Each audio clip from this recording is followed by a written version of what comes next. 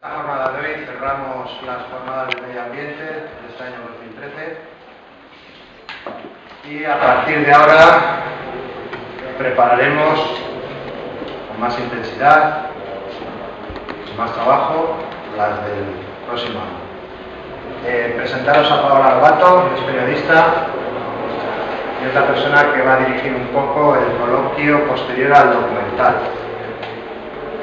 La idea de ella, os lo explicará después, es que sean ustedes los que cuenten sus experiencias, porque tendrán más conocimiento de lo que supuso la construcción del embalse del Ebro, por lo menos que yo sí, no sé si que Paola, pero por lo menos que yo sí, porque seguramente que alguno de ustedes lo vivió en sus propias carnes. A mí me echaron después. Entonces les animo a que cuando abramos el coloquio, el turno de intervenciones, participen y nos cuenten a todos las experiencias que vivieron ustedes aquí.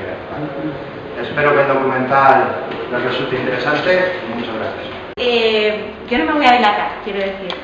Vamos a ver la proyección. Muchos de ustedes seguramente lo hayan visto ya porque se ha proyectado en varias ocasiones y algunos son protagonistas con lo cual yo creo que lo mejor va a ser que lo veamos y que ustedes apunten mentalmente todo aquello que quieran comentar y después de la película, si quieren, tenemos un rato largo para que ustedes nos cuenten y conozcamos de sus testimonios en viva voz y vividos sobre todo en primera persona.